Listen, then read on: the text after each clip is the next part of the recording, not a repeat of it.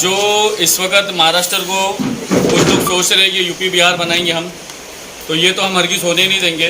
और दूसरी बात, सिस्टम से किया जा रहा है, टेस्ट किया जा रहा है, तो अल्हम्दुलिल्लाह इनके टेस्ट का जवाब हम इनको कल देंगे। इन्होंने जो है 14 जुलाई को कोल्हापुर विशालगढ़ वाली घटना घटी, उसके बाद 15 अगस्त को जो है एक खबीस, मैं तो उसको महान मानता ही नहीं हूँ, हमारी नज़र में महान वो है जो लोगों की मदद करे, वो भले गैर मुस्लिम क्यों ना हो, चाहे वो पुलिस डिपार्टमेंट हो, बीएमसी डिपार्टमेंट हो, कोई भी डिपार्टमेंट हो, महान वो है जो इंसान होकर इंसानियत का काम करे। ये महान है नहीं, ये गुस्ताख है और हिंदुस्तान का गद्दार भी है, जिसने धर्म को निशाना बनाया और उस धर्म को निशाना बनाते हुए हमारे पैगंबर जनाब मोहम्मद रसूलुल्लाह सल्लल्लाहु अलैहि वसल्लम की शान में गुस्ताखी किया। और वो खबीस ये बोलता है कि जिनके आदर्श ऐसे रहेंगे तो उसके फॉलोवर कैसे रहेंगे। आप देख रहे हैं आमना सामना मीडिया। वीडियो को शेयर कीजिए, चैनल को सब्सक्राइब नहीं किया है आपने तो सब्सक्राइब जरूर कर दीजिए। उस खबीस को मालूम पड़ना चाहिए जहाँ से दीन फैला, मदीना शरीफ सऊदी से, आज वो जाके देख ले, उस जगह पे सोना निकल रहा है, मगर वहाँ इसके जैसे बकवास करने वाले मौजूद नहीं है। और इस्लाम पूरी दुनिया में मौजूद है, इसके जैसा बेहुदा बात करने वाला मौजूद नहीं है। और ये अगर सोच रहा है कि इस तरह बोल के, और हिंदुस्तान के मुसलमान तो खामोश थे मगर महाराष्ट्र के मुसलमान कभी खामोश नहीं रहेंगे। हमने ये फैसला किया है कि कल 3 बजे 23 अगस्त बाद नमाज जुम्मा 3 बजे महाराष्ट्र के गवर्नर के पास हम जाएंगे, क्योंकि हमने 70 से ज़्यादा FIR मेरे पास ये मौजूद है, जिसमें 0 FIR भी है, एलिगेशन भी है और कलम वाली FIR भी मौजूद है जो 70 के ऊपर है। इतनी FIR होने के बावजूद, मुंबई हाई कोर्ट में जाने के बावजूद वो संत अपने आप को दाऊद इब्राहिम और उसामा बिन लादेन समझ रहा है, तो ये उसकी गलतफहमी। हम महाराष्ट्र के संविधान पे भरोसा करते थे, करते रहेंगे, मगर ये कोई ना सोचे कि संविधान के नाम पे हम अल्लाह उसके रसूल की तौहीन गुस्ताखी सुनेंगे, तो ये कभी नहीं हो सकता। इन्होंने 14 जुलाई को कोल्हापुर में हमला करवाया, उसके बाद 15 अगस्त को हुजूर की शान में इस खबीस के जरिए गुस्ताखी कराया। इसी 15 अगस्त 2024 को नासिक में जुम्मा के वक्त जानबूझ के रैली निकाली बांग्लादेशियों के नाम पे। बांग्लादेशियों का मुद्दा ये है, बांग्लादेश की प्रधानमंत्री शेख हसीना नरेंद्र मोदी के साथ में हाउस में मौजूद है और बांग्लादेशियों के नाम पे जगह जगह पे मुसलमानों को मारा जा रहा है। तुम अगर एक बाप की औलाद है ना, पूरे बजरंग दल, विष्णु हिंदू परिषद और जितनी भी ये सेना है ना, ये आए हमारे घरों के पास आके दिखाए। मेरे चेहरे पे भी दाढ़ी अल्हम्दुलिल्लाह, मैं भी कुर्ते पजामे पे रहता हूँ। कौन कितने बाप की औलाद है हमारे पास आके दिखाए। ये इक्का दिक्का चुनने के गरीब मुसलमानों पे हमला करने वाले ये सोच ले कि मुसलमान सिर्फ गवंडी भिवंडी मुंबई महाराष्ट्र हिंदुस्तान में नहीं, पूरे दुनिया में मुसलमान मौजूद है। और कलमे की बुनियाद पे इधर से मैं नारे तकबीर बोलूंगा, पूरी दुनिया में अल्लाह अकबर के जवाब आएगा, ये सुन ले। और दूसरी बात ये सोचे कि अल्लाह रसूल की शान में गुस्ताखी करके हम वो यूपी वाले नहीं है कि आप क्या बोलते हैं, हम फैसला करने वालों में से हैं। और हमारा फैसला ये है महाराष्ट्र के गवर्नर साहब से कि उस गुस्ताख को गिरफ्तार किया जाए। दूसरा, 17 अप्रैल थाना जिला उल्लासनगर में इन हरामखोरों ने ये नारे लगाए कि माज़अल्लाह, अल्लाह तेरे बाप का नाम, जय श्री राम। हम किसी देवी देवता के ऊपर नहीं बोलते। अगर मैं बोलना चालू करूँ तो फिर लोगों को जवाब देने की ताकत देने की। मैं जानता हूँ कौन सा देवी देवता क्या था, मगर वो हर धर्म वालों के अपने भगवान का अपना इज्जत है। हम किसी की तौहीन करना नहीं चाहते। और कोई हरामखोर ये सोचे कि तौहीन करे और किसी रिक्शा ड्राइवर जो मुख्यमंत्री बना है उसके पहलू में छुप जाए। वो रिक्शा ड्राइवर 5 साल के बाद थाना में रिक्शा ना चलाया और फिर कहीं शाखा प्रमुख बन के नहीं बैठा तो ये यूसुफ अंसारी दाढ़ी निकाल देगा, क्योंकि हम सब कुछ बर्दाश्त कर सकते हैं। हमारे नबी की शान में गुस्ताखी हम कभी नहीं बर्दाश्त करते। सर, जिस तरह से पूरे मुल्क में माहौल बिगाड़ने का काम किया जा रहा है, खासकर मुसलमान तबके को बहुत उकसाया जा रहा है, तो ऐसे नौजवान जो जोश और खरोश में आकर कानून का उल्लंघन करते हुए सड़कों पर निकलेंगे, ऐसे नौजवानों से क्या आह्वान करेंगे? मैं ऐसे मुसलमानों से कहना चाहता हूँ कि ये हिंदुस्तान में, पूरी दुनिया में पूरे मुसलमानों का पूरा हक है, ये हिंदुस्तान में भी मुसलमानों का पूरा हक है, मगर आपके सामने जानबूझ के ऐसे मसले पैदा किए जाते हैं कि मुसलमान रोडों पे निकले। और मुसलमान मर तो सकता है, मेरा ईमान है, मुसलमान किसी को नुकसान नहीं पहुंचा सकता। ये आप लोग कहीं भी अगर रैली वगैरह निकालते तो जानबूझ के बजरंग दल वाले, RSS वाले घुसते हैं और घुस के किसी का नुकसान करें और उसमें नाम मुसलमान का डालते हैं। तो कल बाद नमाज जुम्मा 3 बजे VT रेलवे स्टेशन से गवर्नर हाउस के लिए रैली आपकी जो रैली है, इस रैली के लिए कानूनी कार्य जो भी किया जाता है, वो परमिशन वगैरह का क्या आपने किया इसका? हमें किसी चीज़ की परमिशन की ज़रूरत नहीं है। इसकी वजह ये मैं बताता हूँ आपको। जब 15 अगस्त को गुस्ताखी हुई और उसके बावजूद भी 17-18 अगस्त को उसी गुस्ताखी धारा 144 लगा के रैली निकाली गई और रैली में ये नारे लगाए गए कि उठाओ डांडिया, मारो लांडिया। मैं बोलता हूँ किस मैदान में डांडिया लेके आते आओ, वो मैदान में लांडिया आने तैयार है। अगर तुम एक बाप की औलाद है तो समझे, आराम खोलो, अपनी सोच को बदलो। आज बच्चियों के 4-4 साल की बच्चियों के रेप हो जा रहे, कई लोगों की नौकरियां छूट गई, रेलवे में किसी में भी नौकरी नहीं बाकी रह गई। तुमको लांडिया से मारने से मसले हल नहीं होंगे। अगर तुम एक बाप की औलाद हो तो किस मैदान में आते हो, डांडिया लेके आओ, मैं ये मेरे लांडिया लेके आने तैयार हूँ। हाँ, देखिए शाकिर अंसारी साहब, ऐसा है कि जिस तरह से ये तो एक तरह की तहरीक जो है आपकी जेल भरो आंदोलन जैसी होगी। हम जेल भरने वाले नहीं है। हम क्यों जेल भरेंगे? अगर जेल भरना है उन खबीसों को गिरफ्तार करो जिसने अल्लाह की तौहीन किया। अगर गिरफ्तार करना है तो उनको गिरफ्तार करो जिन्होंने सवेरे 8-9 बजे कोल्हापुर में विशालगढ़ में जाके औरतों पे तलवार मारी, आदमियों पे तलवार मारे। हम तलवार मारने की बात कहाँ कर रहे? मेरा तो वादा है पूरे मुसलमानों से, मुसलमान तो मुसलमान, किसी रेलवे स्टेशन की ट्यूबलाइट तक नहीं बुड़ेगी, किसी हिंदू दरवाजे पे पत्थर तक नहीं जाएगा। जिम्मेदार मैं हूँ।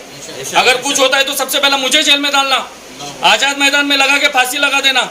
हम हिंदू भाइयों के खिलाफ नहीं, हम हिंदू बच्चों और बहनों के खिलाफ नहीं, हम इन सरकार के खिलाफ है जो हिंदू मुसलमान का नाम लेके दंगा करवाना चाहती है। ये पूरी पॉलिटिकल पार्टी के मैदान में आ जाए, हमारी तना कमेटी हजरत ख्वाजा गरीब नवाज मैदान में है, देखते कौन किसके पैदा हुआ। और फिर वापस हमारा देश 2014 से गुलामी की तरफ बढ़ रहा है। क्या आपको ये, आप लोग ये बात मानते हैं? मेरी ऐसी सोच है। दूसरी बात रही इस्लाम की, एक प्रोपेगेंडा बनाया जाता है कि इस्लाम 1400 वर्ष पहले का है। अल्हम्दुलिल्लाह, अल्लाह उसका रसूल का करम है, मैं कुरान हाफिज का कोर्स, हदीस शरीफ का कोर्स, लॉ ऑफ इंडिया का कोर्स, सारे कोर्स कर रहा हूँ। तो इस्लाम हजरत आदम अलैहिस्सलाम दुनिया में तशरीफ लाए, तब से इस्लाम दुनिया में है और क़यामत तक इस्लाम रहेगा और क़यामत के बाद रोज़े महशर में भी इस्लाम रहेगा। हजरत आदम अलैहिस्सलाम के बाद तमाम नबी, पैगम्बर, सहाबाए कराम, फिर औलिया कराम, सूफिया कराम का दौर आया, मगर इस्लाम कभी ख़त्म नहीं हुआ।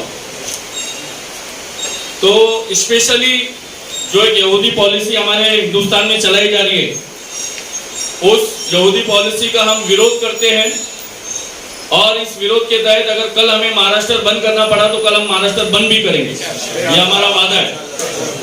और इमीडिएटली ये मैंने फैसला लिया है कि कल हमारी कमेटी की तरफ से महाराष्ट्र बंद रखेंगे। इसकी अहम वजह यह है कि जो घटना बजरंग दल, आरएसएस, विश्व हिंदू परिषद जो यूपी, बिहार, मध्य प्रदेश में चला रही थी, कहीं भी दाढ़ी टोपी वाले को देखना, मारना, दरगाहों पे जाके फावड़े मारना और अजान के खिलाफ बोलना, मस्जिदों पे जाके पत्थरें मारना, यही मसला इन्होंने जो है महाराष्ट्र में शुरू कर दिया है। तो बहर के जो इस स्टेट का जो मुसलमान है उसकी जिम्मेदारी उस स्टेट की है।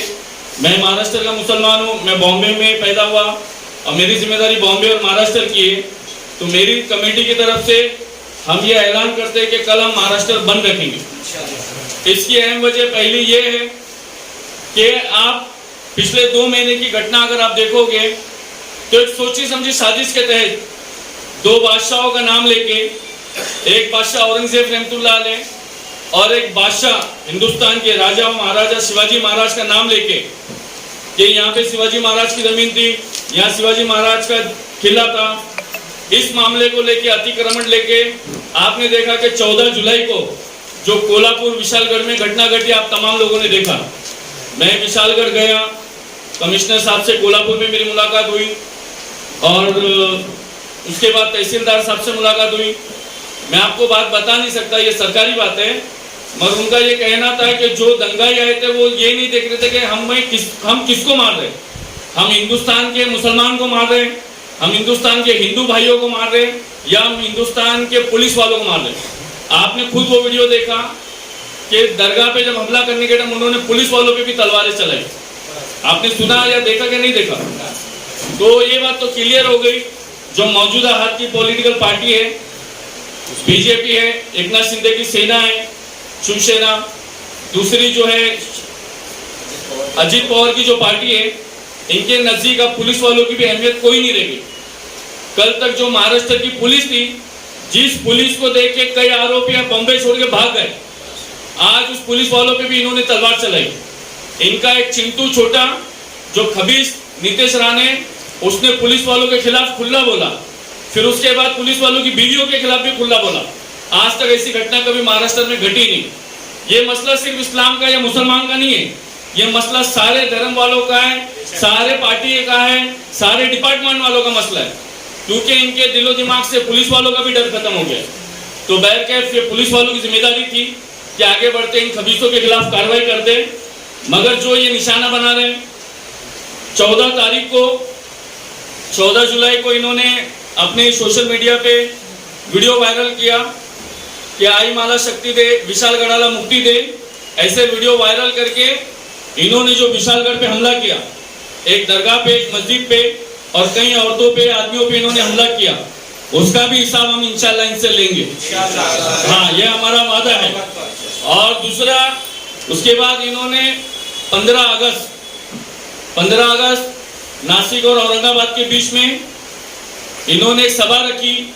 सभा सब रखते, मैंने भी आज सभा रखा, हर धर्म वाले सभा रखते, सभा रखना भी चाहिए अपने धर्म का ज्ञान देने के लिए, मगर इन्होंने सभा रखी अपने धर्म का ज्ञान के नाम पे।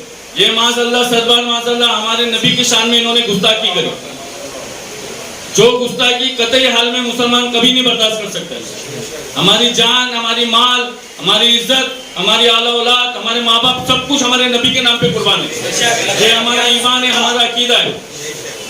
अब सभा में इन्होंने गुस्ताखी करने के बाद 15 अगस्त को, और उसी 15 अगस्त को इन्होंने नासिक में रैली निकाली बांग्लादेशियों वाले मामले में, और जानबूझ के मस्जिदों के पास जाके नारे लगाए, और इस रैली में 3 मस्जिद और एक दरगाह भी झपेट में आ गई।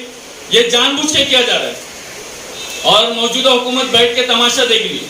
मैं एक चीज क्लियर करना चाहता हूँ, ये हिंदू मुसलमान की लड़ाई नहीं है, ये ऊंच नीच और भेदभाव की लड़ाई नहीं है, ये पॉलिटिकल पार्टी की लड़ाई है जिसमें मुसलमान को घसीटा जा रहा है।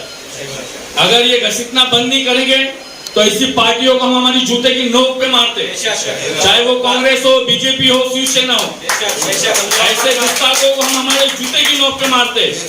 इनके 48 एमएलए हैं, इनके 48 सांसद हैं, इनके 288 एमएलए, इनको तमाम को हम आने वाले इलेक्शन में हम बताएंगे कि मुसलमान की ताकत क्या होती है।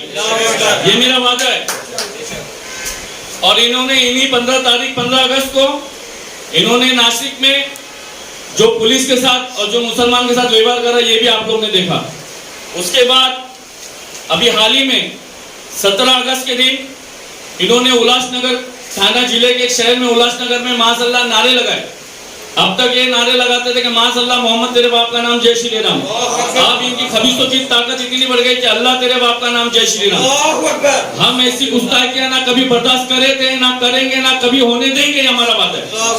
उसके लिए हमें जो भी करना पड़ेगा हम करने तैयार हैं। आप लोगों को कुछ सवाल पूछना है तो पूछ सकते हैं इन 4 सब्जेक्ट के तहत। रामगिरी के खिलाफ विरोध में आपने कहीं एफआईआर दर्ज कराई है या पेश किया है सरकार? वो महंत है ही नहीं, वो हिंदुस्तान में एक आतंकवादी सोच रखने वाला, जो अल्लाह उसके रसूल के शान में गुस्ताखी करने वाला, हम उसको महान मानते ही नहीं। हमारी नजरों में महान वो है जो बॉम्बे में गटर साफ करता है, उसके जूते भी हमारे सर आंखों पर। हम महान उस पुलिस वालों को मानते हैं जो तड़कती हुई बिजली में, तूफानी बारिश में खड़े रहकर ट्रैफिक हटाता है, हम वो पुलिस वालों को महान मानते हैं। हम महान उस डॉक्टर को मानते हैं जो मरने वाले इंसान को जिंदा करता है, हम उसको महान मानते हैं।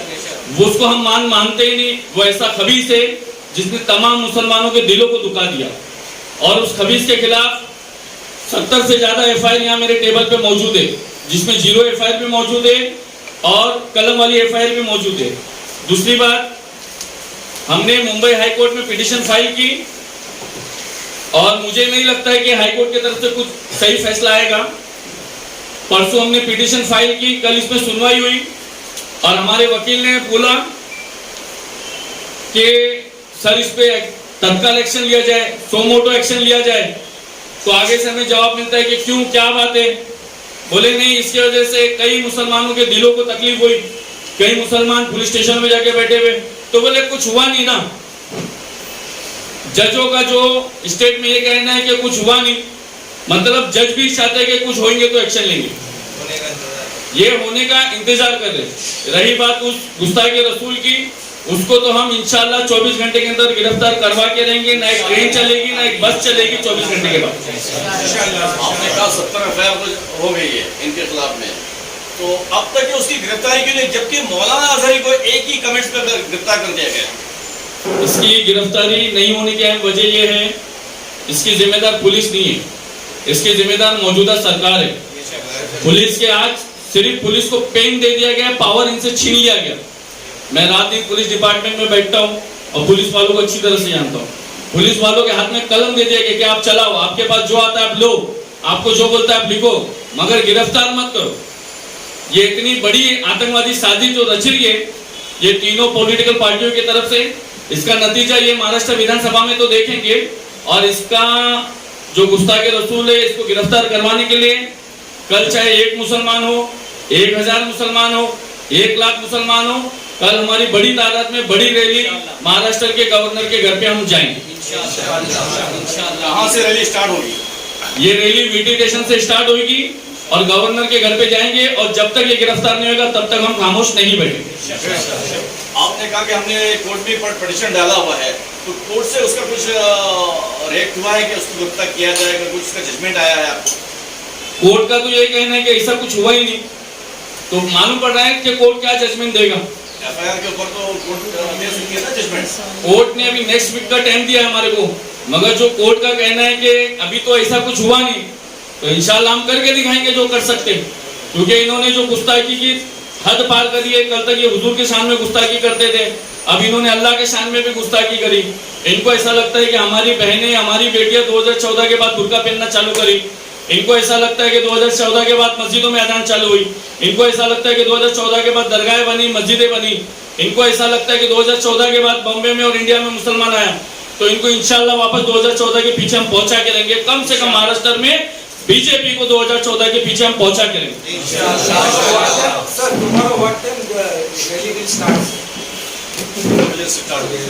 कल रैली वीटी स्टेशन से ठीक 3 बजे चालू होगी और गवर्नर हाउस जाएगी। और हमारी अव्वल और आखिर मांग यही थी कि गुस्ताखी रसूल गिरफ्तार होना चाहिए, और इस रैली में कुछ भी होगा, कोई कुछ भी करा तो उसके जिम्मेदार हम नहीं है। क्योंकि नबी को मानने वाला सिर्फ यूसुफ उमर अंसारी नहीं है, नबी को मानने वाला हर मुसलमान है। हर मुसलमान पे फर्ज है कि वो अपनी नबी की इज्जत के लिए निकले। कितने संगठन है, कितने लोग इस रैली में आपका समर्थन कर रहे हैं? मेरा काम था आपको इन्फॉर्म करना मीडिया के माध्यम से। जो ईमान वाला होगा, इस्लाम के लिए संगठन की जरूरत नहीं पड़ती, खानकाहों की और पीरों की, मौलवियों की, इसकी जरूरत नहीं पड़ती। ईमान जिसके अंदर जितना रहेगा वो खुद आएगा, आप खुद देखेंगे। Sir, here I would like to bring to your notice one thing. Sir, since last 75 years, our independence, we have seen that time that politics was a dirty game. They used to say politics was a dirty game. But now it has become a poison game. Now dirty game, that means you used to fight, I used to fight. But now poison game बोलेंगे तो direct shooting हो जाता है। There is no value for human being. जितना हमारा देश तरक्की बोलते करता है उतना डाउन होते जाता है। देश ने तरक्की करना छोड़ दिया है क्योंकि हमने भाग दौड़ जिनके हाथ में दी थी उनको पता ही नहीं कि देश कैसा चलाना है, समझे। अभी हाल ही में इन्होंने एक बिल रिलीज किया था कि जो प्राइवेट कंपनियां हैं वो प्राइवेट कंपनियों के एम्प्लॉय से भी सरकारी डिपार्टमेंट में आएंगे। अब प्राइवेट कंपनी के एम्प्लॉय जब सरकारी डिपार्टमेंट में आएंगे तो वो प्राइवेट कंपनी को ही डेवलप करेंगे, नहीं कि इसमें पढ़ा लिखा जो पढ़ रहा है, जो एजुकेशन हासिल कर रहा है वो नहीं जाएगा, जो पहले से पढ़ा लिखा था वो जाएगा प्राइवेट कंपनी के जरिए। और इन्होंने ऐसे ऐसे बिल लाए, 3 काला कानून ला के इन्होंने 750 किसानों को सिर्फ पानी से मरवाया दिल्ली में। इनके बिलों को आपने देखा है। फिर इन्होंने लारी ड्राइवर के लिए जो बिल लाया कि अगर किसी से किसी की घटना होती है तो 10 लाख रुपए लारी ड्राइवर देगा। इनके सांसद, इनके एमपी, इनके एमएलए ना जाने अब तक कितनी महिलाओं को रेप कर दिए, कितने बेकसूरों पे गाड़ी चलवा दिए, मगर इन्होंने रोड पे मेहनत करने वाले लारी चलाने वालों के लिए बिल लाया। जब किसान आंदोलन कर सकता है तो अल्हम्दुलिल्लाह मुसलमान भी अपने ईमान के लिए आंदोलन कर सकते हैं। आज जो देश के हालात हो रहे हैं, कहीं रेप हो रहा है, कहीं बलात्कार हो रहा है, कहीं कुछ हो रहा है, कहीं किसी धर्म के ऊपर आवाज उठाई जा रही है, तो उस पर आपका क्या कहना है?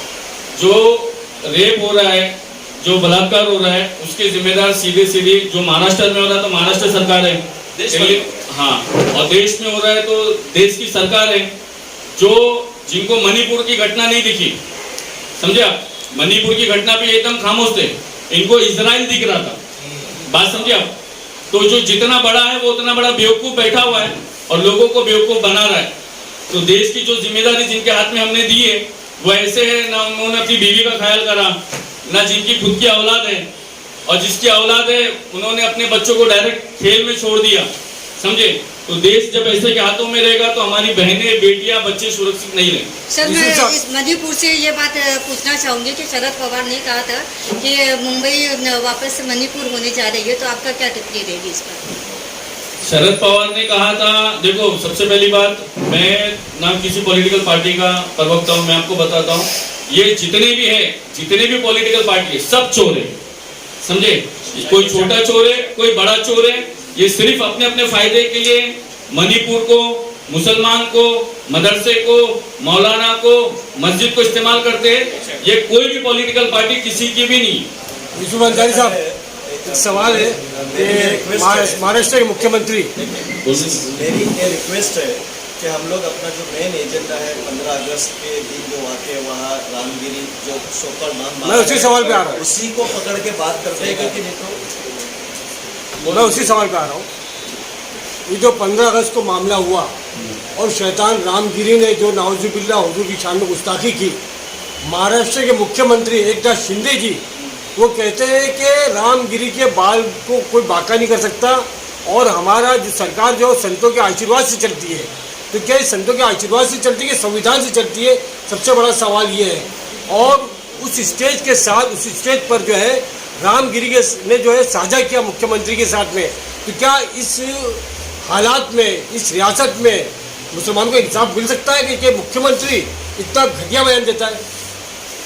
इस राज्य में नहीं बल्कि पूरे हिंदुस्तान में, मुसलमान तो दूर की बात है, पूरे हिंदुस्तान में किसी को भी इंसाफ नहीं मिला और मुसलमान को इंसाफ मिलेगा नहीं, मुसलमान को इंसाफ छीनना पड़ेगा। और बात करें हम महाराष्ट्र की बात, और दूसरी बात महाराष्ट्र की जो बात है, जब अगर राज्य की सरकार संत संतों से चलती है तो फिर आपको एमएलए खरीदने की क्यों जरूरत पड़ी? संत को खरीद के प्रवचन देना था, आपने शिवसेना तोड़ी, आपने शिवसेना नहीं तोड़ना था, संतों को लेके विधानसभा नया लड़ना था। और दूसरी बात ये बोल रहे हैं कि ना कि संत का बाल भी नहीं टूटेगा, संत का बाल नहीं टूटेगा। महाराष्ट्र विधानसभा के बाद पूरा टकला होकर महाराष्ट्र का मुख्यमंत्री फिरेगा, ये हमारा वादा है। हाँ, हम अल्लाह उसके रसूल की गुस्ताखी ना कभी बर्दाश्त करे थे ना कभी कर सकते। अच्छा, कल बंद का आह्वान जो दिया आपने, तो आपने किस तरह से, किस माध्यम से मुसलमानों तक या इस देश के सेकुलर अवाम तक ये बात पहुंचाई है कि कल भारत बंद होगा या महाराष्ट्र बंद होगा? क्या तरीका इस्तेमाल किया? महाराष्ट्र बंद का जो हमको मैसेज देना वो हम मीडिया के जरिए, आपके जरिए, चैनल के जरिए दे रहे हैं सर। आज पहले दे रहे हैं सर आप? नहीं, हाँ, तो एक ही दिन पहले दिया जाता है, 24 घंटा पहले देना ही ठीक है। एक हफ्ता पहले देंगे तो ये हमको बंद कर देंगे। सर, लेकिन किस तरह का बंद आप अनाउंस कर रहे हैं कि कल जो बंद रखा जाएगा वो किस तरह का बंद? सबसे पहली बात, जो ईमान वाला मुसलमान होगा वो अपनी अपनी नौकरी पे नहीं जाएगा, फर्स्ट पॉइंट। दूसरी बात, ईमान वाला मुसलमान होगा, चाहे उसकी कपड़े की दुकान हो, चाय की दुकान हो, भटियार खाना, वो बंद रखे।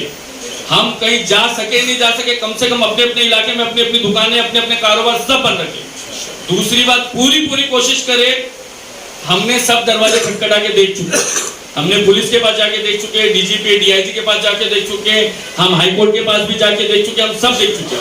अब हमारे पास जाना है महाराष्ट्र के गवर्नर के पास कि ये जो सारा मामला हो रहा है, महाराष्ट्र का गवर्नर कोई पॉलिटिकल पार्टी का तो है नहीं, उसकी जिम्मेदारी है कि इसके ऊपर एक्शन लेना चाहिए।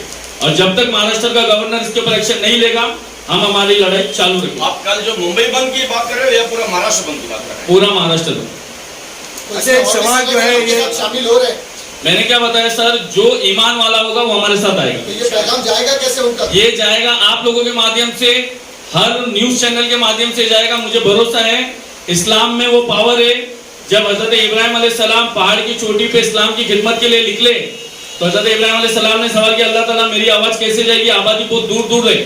तो अल्लाह ने हुक्म दिया, इब्राहिम आवाज देना तुम्हारा काम है, लोगों के दिलों तक दिमागों तक पहुंचाना मेरा काम है। और आज तो सोशल मीडिया मौजूद है। यूसुफ साहब, हाँ, जी सर। सोशल मीडिया नहीं, हमारा सबसे बड़ा जो नेटवर्क है, हमें किसी मीडिया की भी जरूरत नहीं, हम ये समझते हैं, क्योंकि हमारे मदारिस और मसाजिद जो है वो हमारा सबसे बड़ा नेटवर्क है।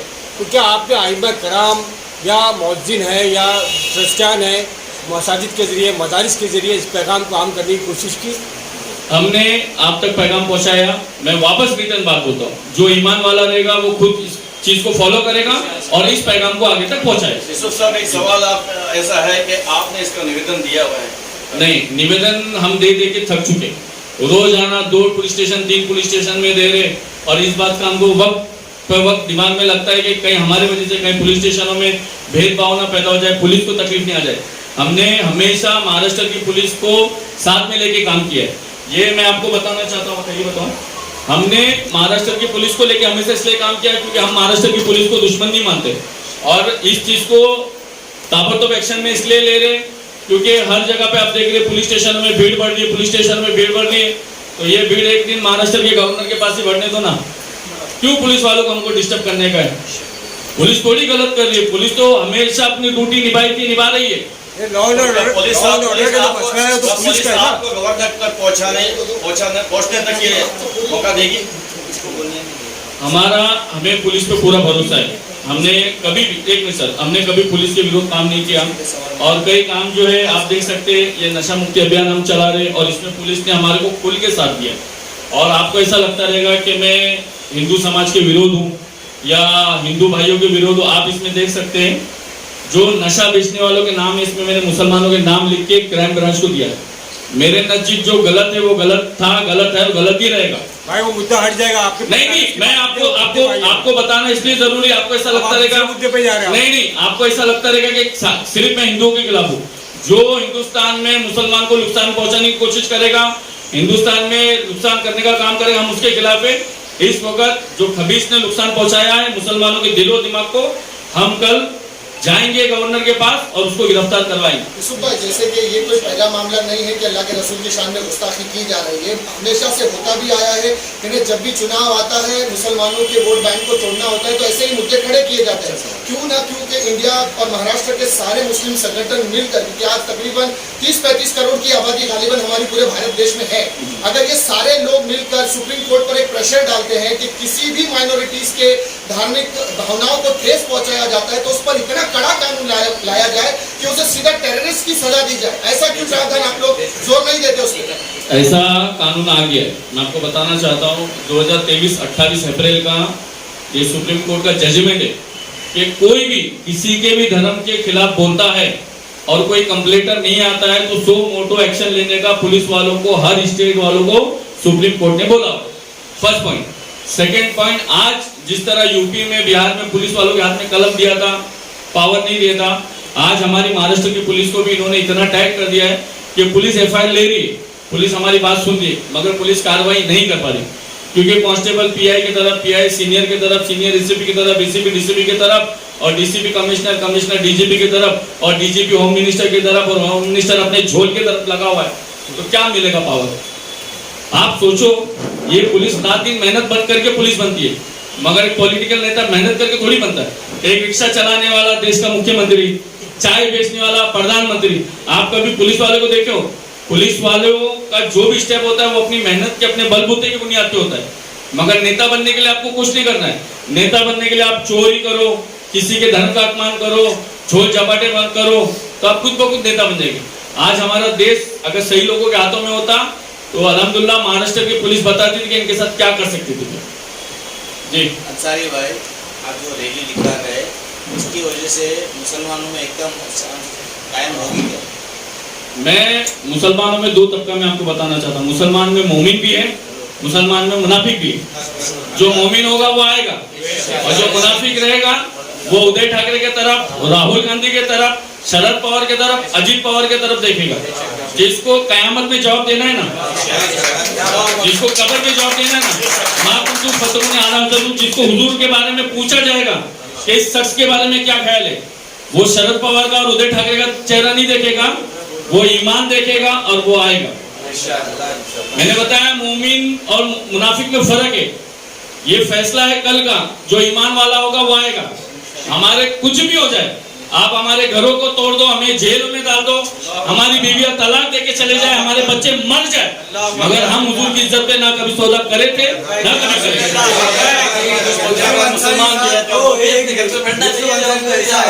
कि जिस तरह से आप गरीब नवाज एसोसिएशन की चला रहे हैं, आपके बैनर तले बड़े बड़े उलमा इकराम भी आना चाहिए प्रेस में, आप उलमा को लेकर क्यों नहीं चलते? आपको मैं बताऊं सर, दीन है ना किसी का मोहताज नहीं है, इस्लाम है, आप ये ध्यान रखें। तमाम उलमा मेरे सर के ताज है। आप ये नहीं मैसेज समझना कि मैं उलमा की गुस्ताखी कर रहा हूँ। दीन उसका है जिसने दीन के लिए काम किया। दीन के लिए सुल्तान सलाउद्दीन अय्यूबी काम करे, कयामत तक उनका नाम है। दीन के लिए अर्तुगरुल गाजी ने काम किया, कयामत तक उनका नाम है। दीन के लिए जो काम करेगा उसका नाम कयामत तक रहेगा। दीन किसी आलिम का, किसी आल का, यूसुफ अंसारी का, खान का, पठान का मोहताज नहीं है। अल्लाह उसको पसंद करता है जो अल्लाह के दिन के लिए काम करता है, और जो सोचता है कि भाई मरने के बाद मेरे को जवाब देना है, वो आगे आएगा, वो काम करेगा। और हम इसमें हमारी भी जिम्मेदारी है। एक एंड्रॉइड फोन से लेके, एक चार्जर से लेके, ईएमआई के घर, ईएमआई की गाड़ी लेने तक हमको समझ है। क्या दीन की समझ नहीं है? क्यों उलमा आगे आएंगे, क्यों पीर आगे आएंगे? क्या कयामत में पीरों और उलमा को जवाब देना है या मुसलमान को जवाब नहीं देना है?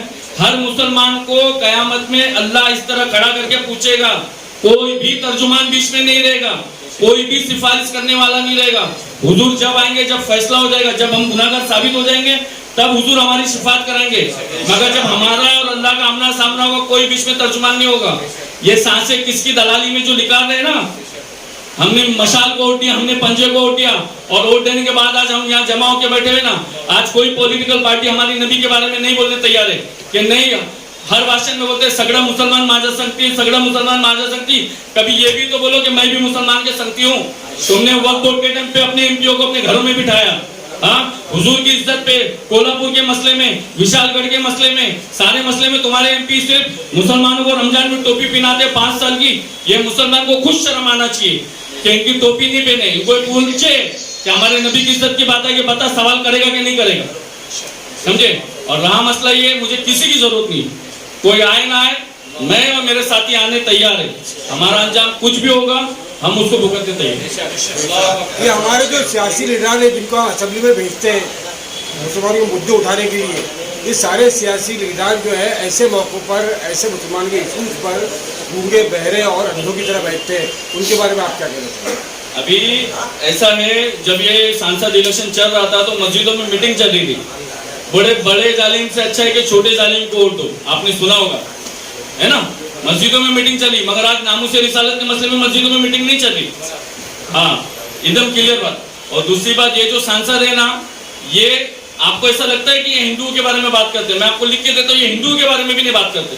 मुसलमान के बारे में ये खबीस क्या बात करेंगे? मुसलमान नुमाइंदे नहीं, मैं आपको ही बात बता रहा हूँ सर। मुसलमान का नुमाइंदा ये क्या करेंगे?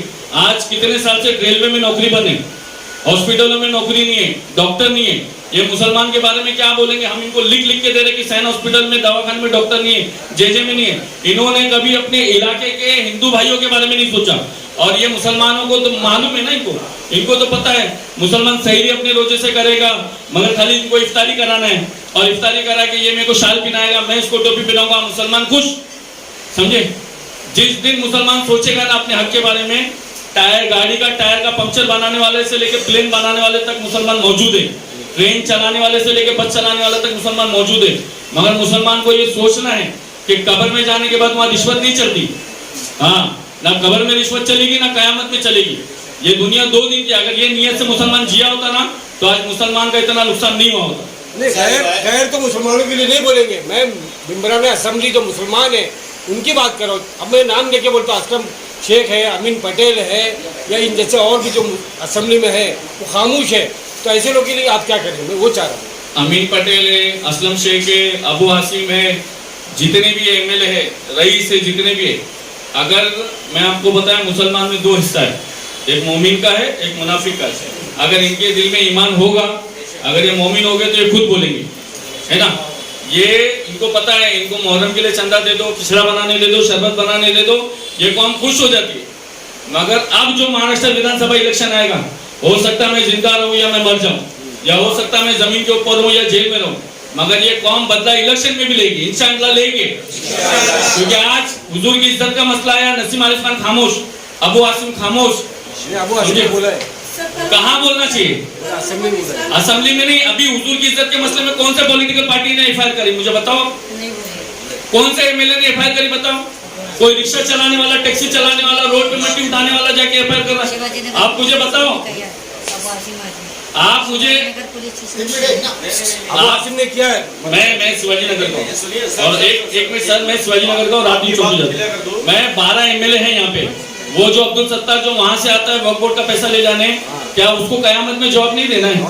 अरे तुम कोई भी पार्टी में जाओ, खाने की जगह गू खाओ, मगर तुमको कयामत में तो जवाब देना है ना। 12 एमएलए है हमारे, 12 एमएलए ने बताओ किसके नाम पे एफआईआर मौजूद है? अरे विधानसभा में तुमको सवाल उठाना तो बहुत दूर की बात है। ये तो अफसोस की बात है ना। हाँ, और इनका बदला नए एमएलए को खड़ा करके आप लोगों को लेना, ये बात याद रखना। और हुजूर की इज्जत के लिए देना वोट, क्योंकि हमारे घर किसी के नेताओं से नहीं चलते, हम सब मेहनत करके खाने वाले वोट देंगे। किसी को जो बोलेगा उसको देंगे वोट, जो आज मेहनत कर रहा है उसको देंगे वोट, जिसने बोला नहीं उसको वोट क्यों देंगे? जब ऐसे गूंगे शैतान को देना है तो इससे अच्छा किसी दूसरे को दे देंगे। वोट क्यों देंगे? किसी 12 एमएलए में किसी एमएलए ने एफआईआर किया है कि आप मुझे बताओ? ये पेपर लेके जाना और आना ये हम बहुत देख चुके। अंसारी भाई, मुसलमानों के अंदर ज्यादातर फिरका परस्ती और बहुत ज्यादा घूम रही है, उसको किस तरह से आप कहना चाहेंगे? हुजूर की हदीस मुबारक है कि बनी इसराइल में 72 फिरके थे, मेरी उम्मत में 73 फिरके बनेंगे और हर फिरका बोलता है कि मैं हक पे हूँ।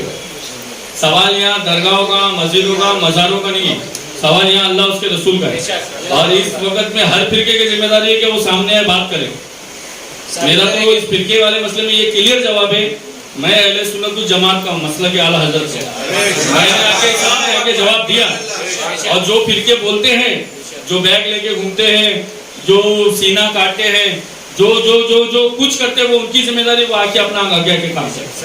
मैं जिस आला हजरत को मानने वाला हूं, मैंने मेरा काम किया और हर फर्के की जिम्मेदारी कि वो आगे आके काम करे। अगर अल्लाह उसके रसूल को मानते और हिले बनाएंगे ये ऐसा नहीं ऐसा होना चाहिए, ऐसा नहीं ऐसा होना चाहिए, वो फिरके तो दूर की बात है, वो इस्लाम से खुद खारिज है। हिले वाले नहीं चलेंगे। माशाअल्लाह, बहुत अच्छा बयान। ये कहीं ना कहीं देखा जाए कहते हैं कि ये जो वाकयात है हर टाइम होता आ रहा है। पहले नुपुर शर्मा की ये जो दिन ब दिन बढ़ता जा रहा है, कहीं ऐसा ना हो कि मुसलमान को एक को उलझा दिया जाए और आपस में झगड़े और फसादात हो, तो इसको किस तरह से ये इग्नोर करके किया जाए या इसको कैसे किया जाए? ये लोग ये कहते हैं कि इसको इग्नोर करें या कई लोग इसको जो है कानून बनाने की कानून तो बनना चाहिए और कानून बनने से पहले इनका काम करना चाहिए। जो मुस्लिम एमएलए है इनकी जिम्मेदारी थी एफआईआर करना चाहिए था, इन्होंने नहीं करा।